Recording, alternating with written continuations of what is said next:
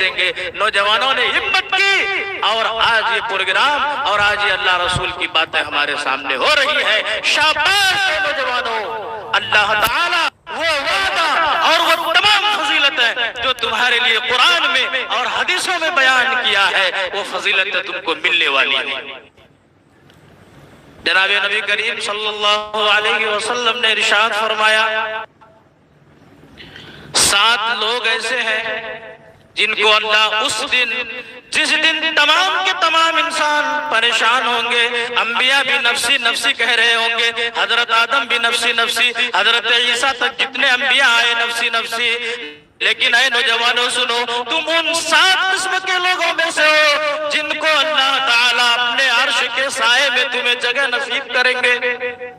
مزے سے تم اللہ کے عرش کے سائے میں رہو, کھاؤ پیو مستی کرو. آج تم پر کوئی فکر اور غم اور ڈرنے کی ضرورت نہیں ہے, اس لیے کہ تم نے جوانی کی عمر میں جس عمر میں گناہ کرنے کی عمر تھی, جو ڈی جے بجانے کی رات تھی, جو وقت ایسا تھا کہ تم گناہ کرتے اور آسانی سے تم گناہ کرتے, نہ چاہتے ہوئے بھی تم گناہ کرتے. تمہارا دوست کھینچ لیتا, تمہارا یار کھینچ لیتا, لیکن تم نے بچ کر کے ایک دینی پروگرام کو سجایا, لوگوں کو موقع دیا اللہ اور اس کے رسول کی باتوں کو سننے کا. اللہ تعالیٰ تمہیں عرش کے سائے میں جگہ دینے کے لیے تیار ہے.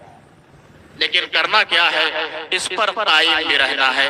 نوجوان ریڑھ کی ہڈی ہو تم, نوجوان قوم کے معمار ہو تم, نوجوان تم سے اس قوم کی ترقی بھی ہے اور تمہیں سے اس قوم کی بربادی بھی ہے. اگر تم ہمت کر لو, یقین رکھو کہ تم دنیا کے ماحول کو پلٹ سکتے ہو, تم سماج کو پلٹ سکتے ہو, تم معاشرے کو بدل سکتے ہو, تم تمام کی تمام ترقی کے راستے کو طے کر سکتے ہو. لیکن تمہیں مضبوطی کے ساتھ آگے بڑھنا ہوگا. یہ فتنے کا دور ہے, برائیوں کا دور ہے, اور ان برائیوں کے دور میں حالات تم کو اپنی طرف کھینچیں گے, برائیاں تمہیں لبھائیں گے. لیکن سنو, تمہیں اپنے اوپر کنٹرول رکھنا ہوگا. اگر تم نے بچ کر کے زندگی گزار لی تو یقین جانو کل قیامت کے دن بہت بڑا مقام و مرتبہ ہے.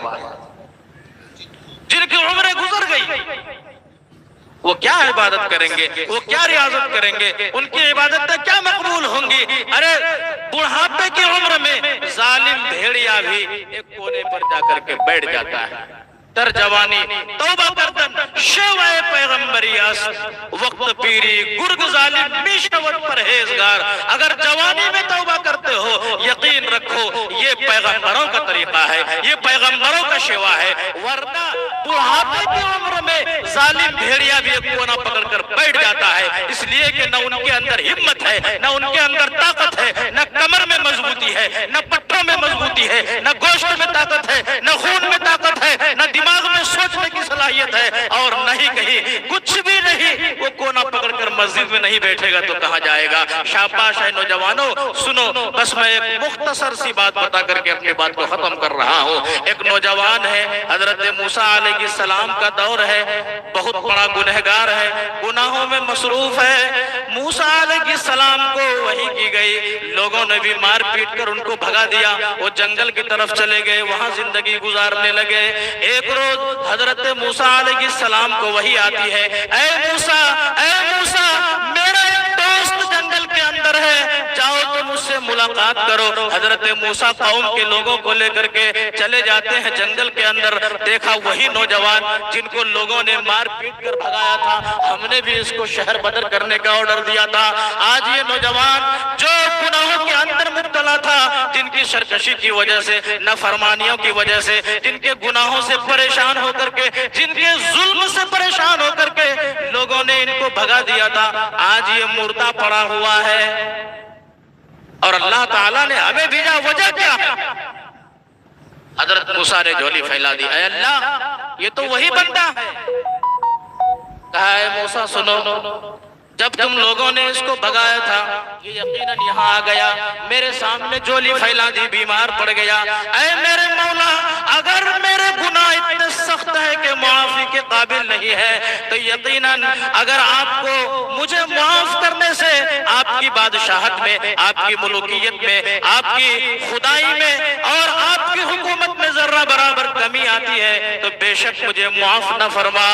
اور اے میرے خدا, اگر مجھے معاف کرنے سے آپ کی کی بادشاہت میں کوئی کمی نہیں آتی، آپ کی الوہیت میں کوئی کمی نہیں آتی، آپ کی خدائی میں کوئی کمی نہیں آتی، تو اے اللہ میں دامن کو پھیلا رہا ہوں، میں آج مجبور ہوں، سماج نے بھگا دیا، قوم نے دھتکار دیا، وقت کے نبی نے بھی دھتکار دیا، اے میرے مولا میں تنے تنہا بے سہارا پڑا ہوا ہوں، تو میری توبہ کو قبول فرما۔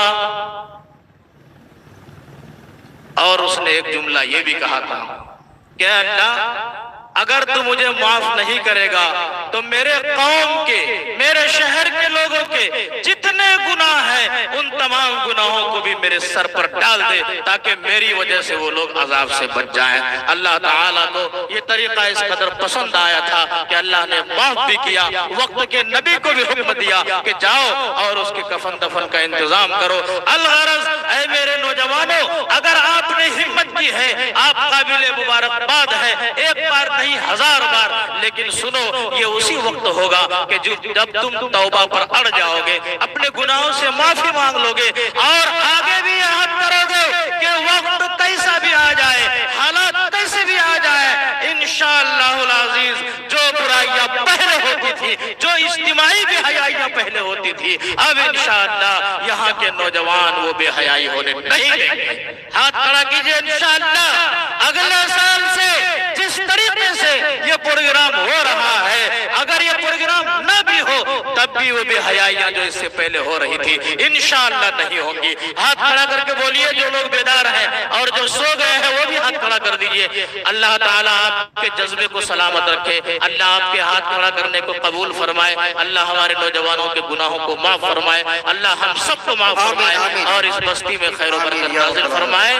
تمام طرح کی آفتوں، بلاؤں، مصیبتوں کو دور فرمائے، اللہ ہمارے کہنے سننے کو قبول فرمائے، اور اس کے بعد جو بھی علماء کرام آپ کے سامنے جو بھی بیان کریں گے ہم سب کو اس پر عمل کرنے کی توفیق عطا فرمائے۔ وآخر دعوانا ان الحمدللہ رب العالمین، والسلام علیکم ورحمۃ اللہ۔ ماشاءاللہ، زمانہ بڑے شوق سے سن رہا تھا، زمانہ بڑے شوق سے سن رہا تھا، ہم ہی چل دیے داستہ کہتے کہتے۔ محترم سامعین، یہ تھے مقرر ذیشان حضرت مولانا مفتی محمد خالد انور صاحب مداحری دامت برکاتہم، اب جو اپنے خطاب نایاب سے ہم سامعین کو نواز رہے تھے، اور میں یہ سوچ رہا تھا کہ انٹرنیٹ نے ہر کام سے آزاد کر کے رکھ دیا، انٹرنیٹ نے ہر کام سے آزاد کر کے رکھ دیا، ایک نئے سردرد کا ایجاد کر کے رکھ دیا۔ واٹس ایپ، فیس بک نے اس نئے دور میں نوجوانوں کو میرے برباد کر کے رکھ دیا، نوجوانوں کو میرے برباد کر کے رکھ دیا۔ چونکہ وقت اجازت نہیں دیتا ہے، اسٹیج پر تشریف فرما ہمارے مشفق و مربی کرم فرما استاد الشعراء والعلماء، استاد المکرم جناب حضرت مولانا عطاء الرحمن صاحب عطا مفتاحی دامت برکاتہم، بانی و محترم والجامعۃ الحبیبیہ پورینی بھاگلپور، ان عظیم المرتبہ شخصیات کی موجودگی میں ایک ناچیز، ایک طالب علم کی کم علمی قطعاً لب کشائی کی اجازت نہیں دیتی، لیکن الامر فوق العدد کے تحت آپ حضرات کے روبرو ہوں۔ اب آئیے تھوڑی دیر کے لیے میں ایک مداح رسول کو آواز سخن دے رہا ہوں، جن